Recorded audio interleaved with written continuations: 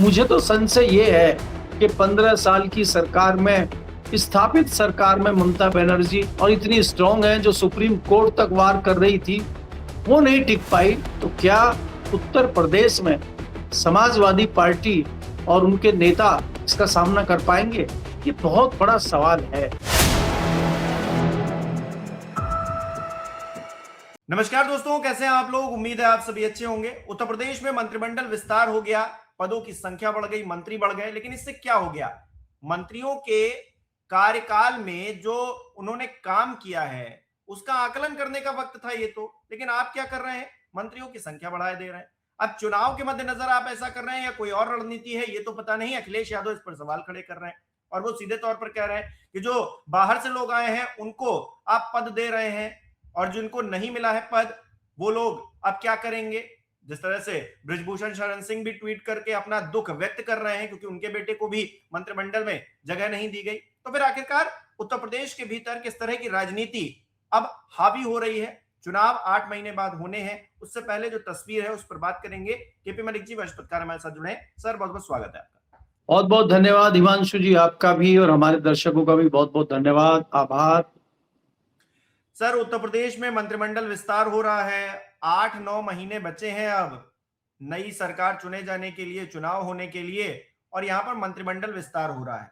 मंत्रिमंडल विस्तार क्यों हो रहा है? सबसे पहले बड़ी बात तो यही है क्योंकि अब जो है मंत्रियों के कामकाज का आकलन होने का वक्त आ गया है। तो नए मंत्रियों को रखने का क्या फायदा है, ये सवाल अखिलेश यादव पूछ रहे हैं। और दूसरी तरफ बृजभूषण शरण सिंह, जिनके बेटे को मंत्रिमंडल में जगह नहीं मिल रही है, वो कह रहे हैं कि शोहरत की बुलंदी भी पल भर की तमाशा है, जिस शाख यानी कि डाल पे बैठे हो वो टूट भी सकती है, यानी कि वो सरकार तोड़ने जैसी बातें भी कर रहे हैं। तो किस तरह से देखा जाए इसको सर?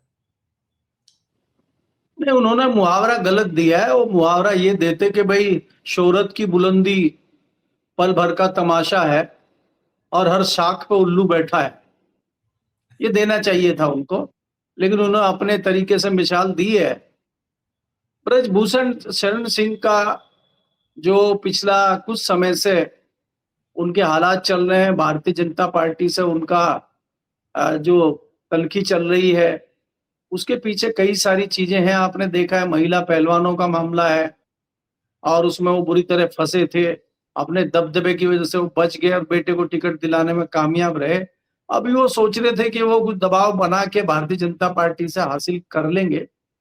लेकिन भारतीय जनता पार्टी को अब आकलन, जैसा कि आपने कहा कि नया मंत्रिमंडल में विस्तार कर रहे हैं, ये दूसरा मंत्रिमंडल का विस्तार है योगी सरकार। अब जो नए मंत्री बनेंगे या पुराने मंत्रियों का प्रमोशन होगा, उससे कोई ज्यादा फर्क पड़ना नहीं है। किसी को हटाओ, किसी को बनाओ। आपने देखा वेस्ट बंगाल, आपने देखा बिहार, किसी के हटने से, किसी के आने से, किसी के जाने से यहाँ कोई फर्क पड़ने वाला नहीं। इनका सिस्टम फिट है। आप देखिए कि जैसे हम पहले देखते थे, ये सर्कस खत्म हो गया है कलकत्ता में और सामान लाद लिया गया है लाव लश्कर में, ट्रकों में, और वो सब वहां से लाव लश्कर मूव कर गए लखनऊ की तरफ। अब आप कुछ दिन बाद देखेंगे कि चाणक्य के विशेष सूत्रधार सुनील बंसल जी लखनऊ में डेरा डालेंगे और अगले चंद महीनों के अंदर सारी तैयारियां भारतीय जनता पार्टी उत्तर प्रदेश में करेगी। आपको बहुत सारी चीजें दिखाई देंगी उत्तर प्रदेश में, अलग अलग, चाहे वो चुनाव आयोग हो, चाहे वो एजेंसियां हो, चाहे वो दूसरे चीजें हो, आपको सब उत्तर प्रदेश में दिखाई देने लगेंगी। आज उनकी ये शुरुआत है मंत्रिमंडल का विस्तार। देखिए, अब उत्तर प्रदेश जो है चुनावी माहौल में आ चुका है, चुनावी सरगर्मियां शुरू हो गई हैं उत्तर प्रदेश में। और अब आप मानिए, आपको जो अगले 8-9 महीने हैं, पता भी नहीं चलेगा ये महीने कब गुजर गए। मैंने आपको कई बार पहले भी कहा है इस चैनल पे कि पश्चिम बंगाल का चुनाव ये निर्धारित करेगा, ये तय करेगा कि उत्तर प्रदेश की राजनीति किस ओर जा रही है और देश की राजनीति किस ओर जा रही है। अब आप देखिए कि कितना बढ़िया फॉर्मूला मोदी जी ने और अमित शाह जी ने फिट किया है कि जो जितना बड़ा क्रिमिनल है, जो जितना बड़ा भ्रष्टाचारी है, उसको इतना ही बड़ा इनाम मिलेगा। कल से एक वीडियो चल रही है मोदी जी की, हाथ की ताली बजा बजा के, हाथ जेब में डाल के, नाच नाच के बता रहे हैं कि देखो कैसे पैसा लेता था, कैसे मासूम चेहरा था, और उसी को कल आशीर्वाद दे के आए। तो मोदी जी से कौन सवाल पूछे कि आप तो कुछ दिन पहले कुछ कह रहे थे, अभी कुछ कह रहे हैं, अपनी बातों में घिरे हुए हैं। इनको कोई फर्क नहीं पड़ता, क्योंकि बेशर्मी की पराकाष्ठा से ये ऊपर उठ चुके हैं।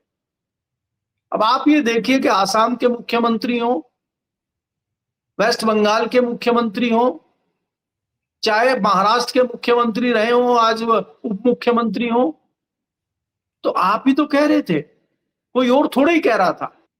तो आप अपनी बात पे ही कायम नहीं है। तो उत्तर प्रदेश में अब मंत्रिमंडल विस्तार करो ना करो, उसका कोई फर्क नहीं पड़ रहा है।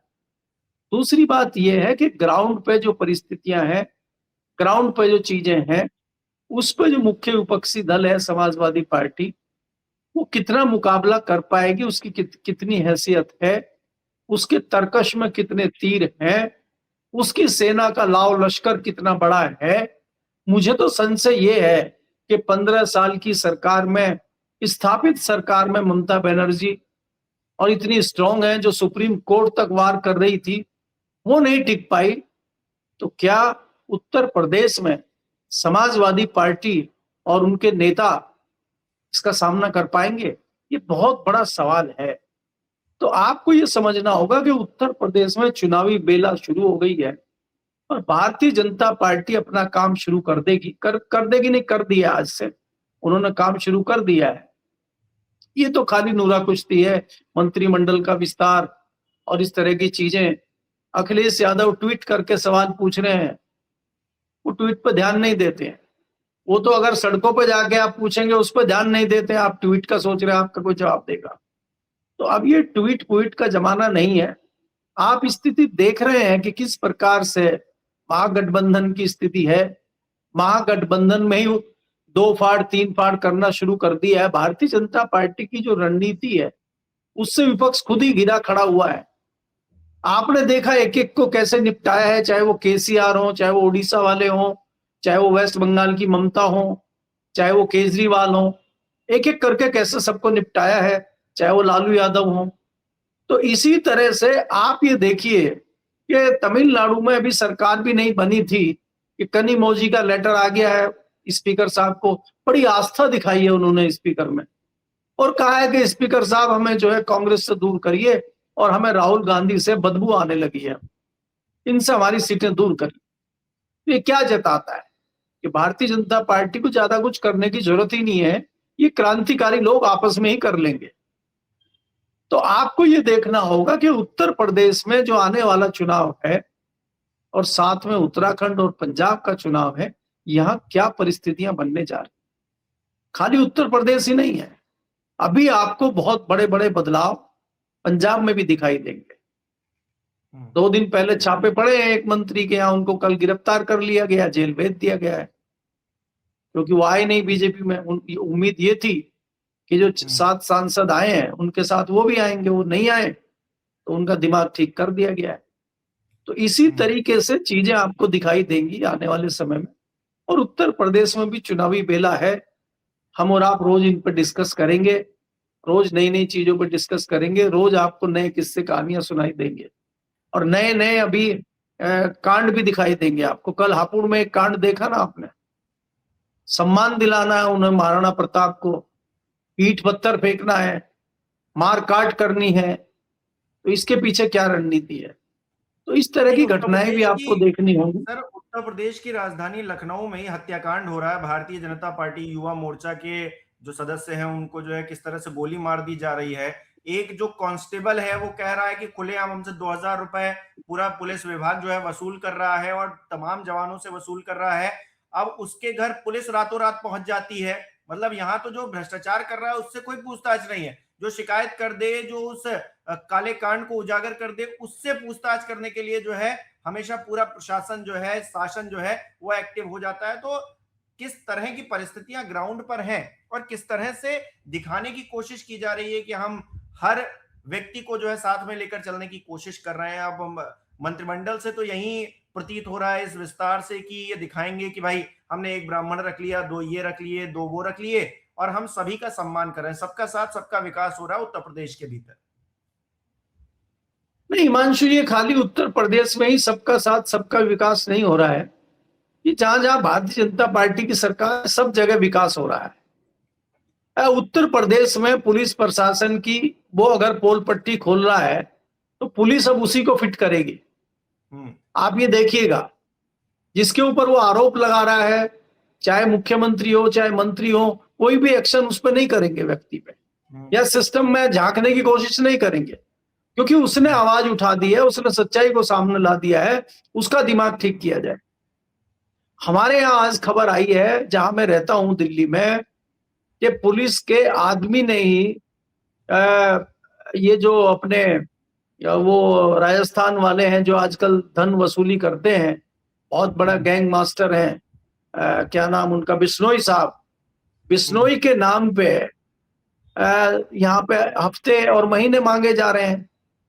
तो पता ये चला कि जो वसूली गैंग था, और वसूली गैंग का जो वो था षड्यंत्रकारी, वो दिल्ली पुलिस का ही आदमी था, सरगना, और वो जो डीसीपी है उनका पीए था। यानी एसआई लेवल का दिल्ली पुलिस का कर्मचारी है जो वसूली कर रहा था। और जब हरियाणा के बहादुरगढ़ में जाके उस व्यापारी ने कंप्लेंट की है, जब कंप्लेंट की जांच हुई तो तब पता चला ये तो पुलिस वाले ही वसूली कर रहे हैं। तो देखिए, ये तो भ्रष्टाचार अपनी चरम सीमा पे है। जिसको जहां मौका मिल रहा है वो कर रहे हैं, और क्यों ना हो। जब आप तारीफ करेंगे और मुख्यमंत्री बनाएंगे जो अफसर भ्रष्टाचारी हैं, जो नेता भ्रष्टाचारी हैं, जब उनकी चांदी कटनी शुरू हो गई है, तो ये तो आप एक एग्जाम्पल फिट कर रहे हैं ना। ये तो आप लोगों को संदेश दे रहे हैं कि आप जितने बड़े भ्रष्टाचारी होंगे, आप जितने बड़े दुराचारी होंगे, आप जितने बड़े लुटेरे होंगे, इतने ही बड़े पद से आपको सुशोभित किया जाएगा। आप ही आरोप लगा रहे थे महाराष्ट्र में, आप ही बता रहे थे कि कितने बड़े भ्रष्टाचारी हैं वो, बाद में उनको डिप्टी सीएम बनाया, आज वो नहीं है, उनकी पत्नी को बनाया आपने। उसी तरह से आपने आसाम में बनाया, उनको तो दोबारा शायद रिवार्ड मिलने वाला है। इसी तरह से आपने कलकत्ता में बनाया, जिनको खुद ही आप बता रहे थे। तो क्या आपने ये पैमाना फिट कर दिया है कि अब भ्रष्टाचारियों का, दुराचारियों का जमाना आ गया है? तो ये विचार करने की जरूरत है जनता को। इसलिए उसने पुलिस प्रशासन की पोल पट्टी खोल दी है, तो अब उसकी शामत आएगी ये उसको समझ लेना यहाँ पे चाहिए। सवाल ये भी है कि जनता क्या कर सकती है, जनता कर भी क्या सकती है, ये सवाल इसलिए क्योंकि चुनाव जिस तरह से मैनिपुलेटेड हो रहे हैं, लोगों को अपनी जेब में रख लिया गया है। मतलब ऐसा लगता है कि वो पारदर्शिता जिसकी जरूरत है, जो पारदर्शिता कहीं ना कहीं लोकतंत्र में हमारा विश्वास बढ़ाती है, जब उसे ही पूरी तरीके से, मतलब उस पर ही काले बादल छा गए हैं, तो फिर हम आम आदमी से क्या ही एक्सपेक्ट करें? आम आदमी इसमें क्या ही अपना योगदान दे सकता है? अब हर आदमी अपना कामकाज छोड़कर सड़क पर इन लोगों के लिए लड़ाई करने तो नहीं आएगा, और कब तक लड़ाई लड़ेगा ये भी बड़ी बात है, क्योंकि सरकार तो थका देने वाली जो है एक परंपरा से जो है मतलब अब आगे बढ़ रही है कि इनको बोलने दो, ये कब तक बोलेंगे, एक दिन बोलकर चुप हो जाएंगे। सरकार तो इस माइंडसेट से काम कर रही है ना कि अगर बोलेंगे तो बोलते रहेंगे, 2 दिन 4 दिन 10 दिन कब तक बोलेंगे? वो रेसलर्स बोलती रही ना, बोलते बोलते चुप हो गई, किसान बोलते बोलते चुप हो गए। हालांकि किसान, कम से कम प्रधानमंत्री नरेंद्र मोदी माफी मांगने तो आए, वो काला कानून वापस किया, लेकिन इतनी हिम्मत किसी के है कि वो 1.5 साल 1 साल बैठा रहे अपनी बात मनवाने के लिए? नहीं हिमांशु, आपकी बात बिल्कुल दुरुस्त है, और ये बात बिल्कुल सही है कि कोई भी आम जन इतना लंबा संघर्ष नहीं कर सकता। लेकिन आमजन एक काम कर सकता है, जब वो मतदाता के रूप में वोट डालता है, जब नेता को चुनता है, तब उसको ध्यान रखना चाहिए। तो वो भी कहीं ना कहीं बढ़ जाता है, कहीं वो जातिवाद में बढ़ जाता है, कहीं वो क्षेत्रवाद में बढ़ जाता है, कहीं वो लालच में आ जाता है। तो गलती तो उसकी भी है ना, उसको इतनी आसानी से नहीं जाने दिया जा सकता। कि आज जो जनता के लोग भी हैं, जो आम जनमानस भी है, जो आम मतदाता है, वो भी कहीं ना कहीं एक ट्रैप में फंसा हुआ है। और आज का जो सत्ताधारी दल है वो समझ चुका है कि मतदाता की कमजोर नस कौन सी है, और वो उसी नस को दबाता है। चाहे किसी को फ्री ब्रीड देनी हो, चाहे किसी के अकाउंट में 10,000 रुपए डालने हो, चाहे किसी को हिंदू मुस्लिम में फंसाना हो, चाहे किसी को दूसरे ट्रैप में लेना हो, सबको उसमें डाल दिया जाता है और अपना उल्लू सीधा करके निकल दिया जाता है। और बाकी तमाम एजेंसियां तो आपके साथ हैं ही। तो इसलिए मुझे लगता है कि आज किसी चीज की चिंता सत्ताधारी दल को नहीं है और उनको फुल कॉन्फिडेंस है कि हम पूर्ण बहुमत के साथ दोबारा आएंगे। क्योंकि आपने देखा था कि 2024 के लोकसभा चुनाव में जो थोड़ी सी गड़बड़ हो गई थी उनसे किसी कारणों से, उसमें उन्होंने अभूतपूर्व सुधार किया है। और अगर 2024 के बाद के आप कोई भी चुनाव उठा के देख लें विधानसभा के, कहीं भी उनको कोई दिक्कत नहीं आई है, भारी बहुमत से सरकार बना रहे हैं। आप देख लीजिएगा, अमित शाह जी लगातार कह रहे थे कि हम 170 से 200 आएंगे, 170 से 200 आएंगे, आए 208। उनको पहले ही पता लग जाता है। तो इसलिए मतदाता को भी ये देखना होगा कि क्या वो सही चुनाव कर रहे हैं कि नहीं कर रहे हैं। और मैंने पहले ही कहा कि उनको भी भ्रमित कर दिया जाता है। जिसको जो लालच है, जिसकी जो कमजोरी है, उसके सामने वही चीजें कर दी जाती है और उसको उलझा दिया जाता है और सिस्टम अपना काम करता है। SIR तो उत्तर प्रदेश में भी हुआ है ना, वोट तो उत्तर प्रदेश में भी कटे हैं, 2 करोड़ के लगभग वोट तो उत्तर प्रदेश में भी कटे हैं। और SRI के क्या नतीजे हैं, SRI से क्या फायदा नुकसान है, वो रिजल्ट आपके सामने वेस्ट बंगाल में है। तो इसलिए किस प्रकार से क्या होगा, वो तस्वीर में मुझे कोई बहुत धुंधली तस्वीर नजर नहीं आ रही है, मुझे तो साफ साफ तस्वीर नजर आ रही है। अब तो ये देखना है भारतीय जनता पार्टी के अंदर ही कि अगर भारतीय जनता पार्टी की सरकार 2027 में बनती है तो क्या बाबा मुख्यमंत्री बनेंगे या किसी नए मुख्यमंत्री का चुनाव होगा पर्ची वाले का। अब तो बात इस पे है। एक मजेदार बात यह है सर, अभी मोदी जी का एक बयान निकलकर सामने आया। कर्नाटक में मोदी जी बोल रहे थे कि सत्ता बदलते ही कांग्रेस पलट गई और डीएमके की पीठ में छुरा घोंप दिया। अब कांग्रेस पार्टी किसकी पीठ में छुरा घोंप रही है, इस बात से मोदी जी को बड़ा फर्क पड़ रहा है। मोदी जी को इस बात से फर्क नहीं पड़ रहा है कि 10 साल पहले जिसको भ्रष्टाचारी बता रहे थे उसको आज जो है मुख्यमंत्री की शपथ दिलवा दी, या फिर उसको मुख्यमंत्री बनाए हुए हैं असम में 10 सालों से। मतलब ये अपने अपने अपने ऊपर कब झांकेंगे, अपने अंदर कब झांकेंगे, दूसरे को झांकते रहते हैं। मोदी जी प्रधानमंत्री हैं, बड़े सम्माननीय हैं, हर कोई उनका सम्मान करता है, मैं भी सम्मान करता हूं, लेकिन इस तरह की बातें जब वो करते हैं तो वो सम्मान साइड हो जाता है कहीं ना कहीं। प्रधानमंत्री मोदी जी की तो कल से वीडियो चली रही है, वो तो आपने देख ही ली है। और हमें ये लगता था कि वेस्ट बंगाल का चुनाव होने के बाद, सरकार बनने के बाद मोदी जी को देश की दूसरी समस्याओं की तरफ ध्यान देंगे, लेकिन उनको देना नहीं है। देश में किस प्रकार से महंगाई बढ़ रही है, मध्य वर्गीय जो लोग हैं उनको कितनी दिक्कतें हो रही हैं, महंगाई अपने चरम पे है। पेट्रोल कंपनियां कीमत बढ़ाने के लिए लगातार सरकार के ऊपर प्रेशर बना रही हैं और बढ़ाना पड़ेगा आपको जल्द से जल्द। क्या उसका कोई रास्ता निकालने के लिए मोदी जी प्रयास कर रहे हैं? क्या देश के नाम को संदेश दे रहे हैं? क्या जो दुनिया में युद्ध चल रहा है उससे भारत किस प्रकार से प्रभावित हो रहा है या आगे प्रभावित होगा, उसकी कोई रणनीति उनके पास है? वो जनता को बताएंगे क्या?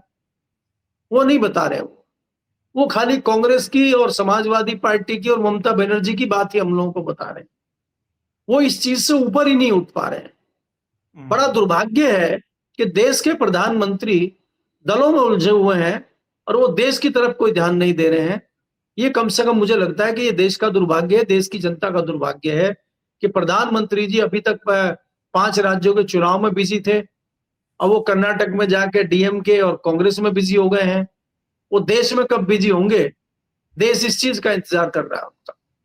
जी बहुत बहुत शुक्रिया सर हमारे साथ जुड़ने के लिए, तमाम बातचीत के लिए। हमारे दर्शक किस तरह से देख रहे हैं इस विषय को कमेंट करके जरूर बताएं। इस वीडियो को लाइक करना, शेयर करना मत भूलिएगा। हमारे चैनल को सब्सक्राइब नहीं किया है तो वो भी जरूर कीजिएगा। आप हमें सहयोग भी कर सकते हैं ज्वाइन बटन पर क्लिक करके। बहुत बहुत धन्यवाद।